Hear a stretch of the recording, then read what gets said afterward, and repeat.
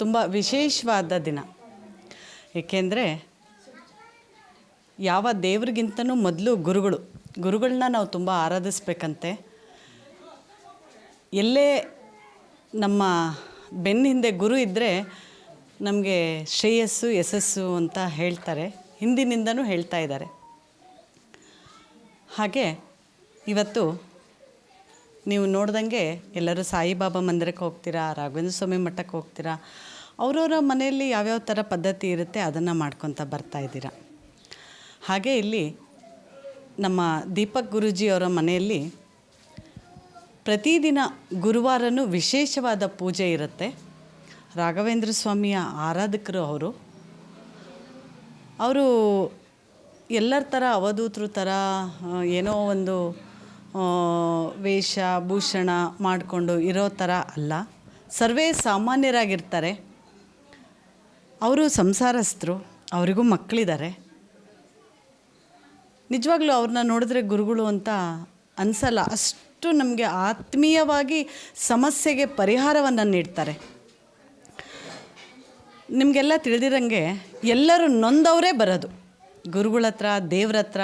ಯಾರು ಹೋಗ್ತಾರೆ ಅಂದರೆ ತುಂಬ ಜೀವನದಲ್ಲಿ ಸಂಕಷ್ಟದಲ್ಲಿ ಪರಮಾತ್ಮ ನನ್ನ ಕಾಪಾಡಪ್ಪ ಅಂತ ಹೇಳಿ ನಾವು ಗುರುಗಳ ಹತ್ರ, ದೇವ್ರ ಹತ್ರ ಹೋಗ್ತೀವಿ. ಅಂಥದ್ದು ಈ ಗುರುಗಳ ಹತ್ರ ಬಂದರೆ, ದೀಪಕ್ ಗುರುಗಳ ಹತ್ರ ಬಂದರೆ ಅಷ್ಟು ಸಾಂತ್ವನ ನೀಡ್ತಾರೆ. ಒಂದೊಂದು ಸರಿ ಗುರುವಾರ 11:30 12 ಆದ್ರೂ ರಾತ್ರಿ ಅವರು ಅಷ್ಟೂ ಜನಕ್ಕೂ ಸಮಾಧಾನವಾಗಿ ಉತ್ತರ ಹೇಳಿ, ಅವರಿಗೆ ಸಮಾಧಾನ ಮಾಡಿ, ಅವರಿಗೆ ಆಶೀರ್ವಾದ ಮಾಡಿ, ಅವರ ಸಮಸ್ಯೆಗೆ ಪರಿಹಾರವನ್ನು ಸೂಚಿಸ್ತಾರೆ. ನಿಜವಾಗ್ಲೂ ನಮ್ಮ ಶಿವಮೊಗ್ಗದಲ್ಲಿ ಇಂಥ ಗುರುಗಳಿದ್ದಾರೆ ಅಂತ ಹೇಳೋಕ್ಕೆ ತುಂಬ ಖುಷಿಯಾಗತ್ತೆ. ನಮ್ಮ ಶಿವಮೊಗ್ಗ ಐತಿಹಾಸಿಕ ಸ್ಥಳ, ಪ್ರೇಕ್ಷಣಿಕ ಸ್ಥಳ, ಹಾಗೆ ಹಲವಾರು ಕವಿಗಳು ನೆಲೆಸಿರೋ ಅಂಥ ನಾಡು, ಹಲವಾರು ದೇವರುಗಳು ನೆಲೆಸಿರೋ ಅಂಥ ನಾಡು. ಇಂಥ ನಾಡಿನಲ್ಲಿ ಗುರುಗಳ ಪ್ರೇರೇಪಣೆಯಿಂದ ದೀಪಕ್ ಗುರೂಜಿ ಅವರಿಗೆ ಗುರುಗಳ ಆಶೀರ್ವಾದ ಸಿಕ್ಕಿದೆ. ಎಲ್ಲರಿಗೂ ಕಷ್ಟದಲ್ಲಿರೋರಿಗೆ ನೆರವಾಗೋ ಮನಸ್ಥಿತಿ ಅವರಿಗೆ ಕೊಟ್ಟಿದ್ದಾರೆ. ಪ್ರತಿ ಗುರುವಾರ ಪೂಜೆ ಅಲ್ಲದೆ ಅಮಾವಾಸ್ಯೆ ಹುಣ್ಣಿಮೆಗೆ ವಿಶೇಷವಾದ ಪೂಜೆ ಇರುತ್ತೆ. ಅವ್ರು ನೀವು ನೋಡಿರ್ಬೋದು, ಇದೇ ಒಂದು ಗೂಡು, ಆಡಂಬರ ಇಲ್ಲ, ಏನೂ ಇಲ್ಲ. ಇಲ್ಲೇ ಭಕ್ತಾದಿಗಳು ಹೂ ತಂದರೆ ಅದರಲ್ಲೂ ಪೂಜೆ ಮಾಡ್ತಾರೆ, ಭಕ್ತಾದಿಗಳು ಕಾಣಿಕೆ ಇಟ್ಟರೂ ಪೂಜೆ ಮಾಡ್ತಾರೆ, ಕಾಣಿಕೆ ಹಿಡ್ದಿದ್ರೂ ಪೂಜೆ ಮಾಡ್ತಾರೆ, ಹೂ ತಂದರೂ ಪೂಜೆ ಮಾಡ್ತಾರೆ, ಹೂ ತರಲ್ದ್ರೂ ಪೂಜೆ ಮಾಡ್ತಾರೆ. ಇಂಥ ಗುರುಗಳು ನಮ್ಮ ಜೊತೆ ನಮ್ಮ ಶಿವಮೊಗ್ಗದಲ್ಲಿ ಇದ್ದಾರೆ ಅಂತ ಹೇಳೋಕ್ಕೆ ಖುಷಿಯಾಗತ್ತೆ. ನಾವು ನೋಡ್ದಂಗೆ ತುಂಬಲಿ ಆ ಥರ ಇಲ್ಲ. ತುಂಬ ಸಮಾಧಾನದಲ್ಲಿ ನೀವು ಏನೇ ಸಂಕಷ್ಟ ಇದ್ದರೂ, ಏನೇ ಇದ್ದರೂ ಏನು ಕೇಳೋದೇ ಬೇಡ, ಬಂದು ರಾಯರನ್ನು ದರ್ಶನ ಮಾಡಿಕೊಂಡು ದೀಪಕ್ ಗುರೂಜಿ ಹತ್ರ 2 ಸೆಕೆಂಡ್ ಮಾತಾಡ್ಕೊಂಡು ಹೋಗಿ, ಎಲ್ಲ ಸಂಕಷ್ಟಕ್ಕೂ ಪರಿಹಾರ ಖಂಡಿತ ಸಿಗತ್ತೆ ಅಂತ ಹೇಳಕ್ಕೆ ಇಷ್ಟಪಡ್ತೀನಿ.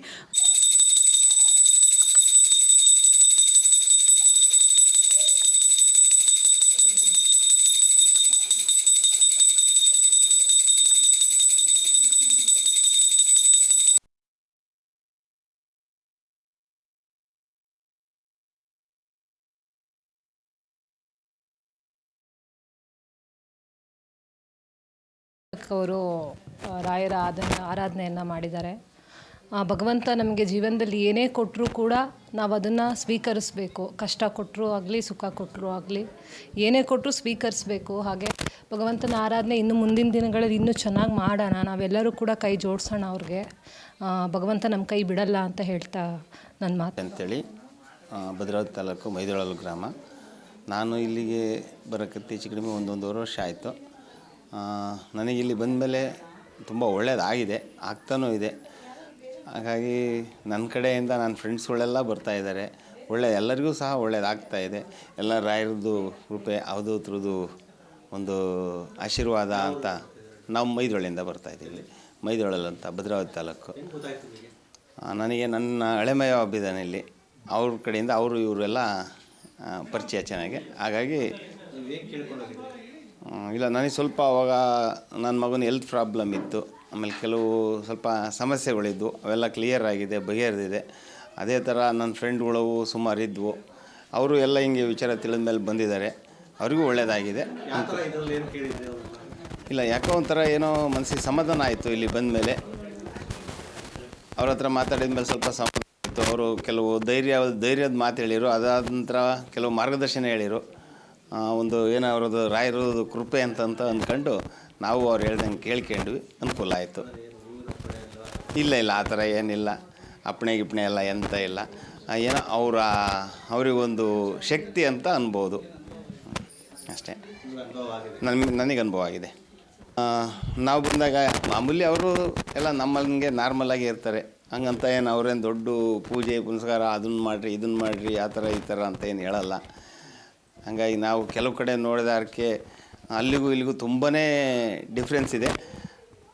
ಇಲ್ಲಿ ಬಂದಮೇಲೆ ನನಗೆ ಒಟ್ಟು ಅನುಕೂಲ ಆಗಿದೆ.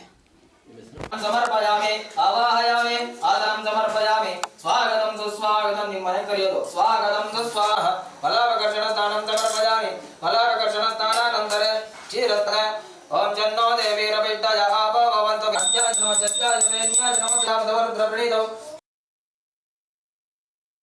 ಸ್ತೋತ್ರ ಶತನಾಮಾವಳಿ ಸಂಪೂರ್ಣಂ.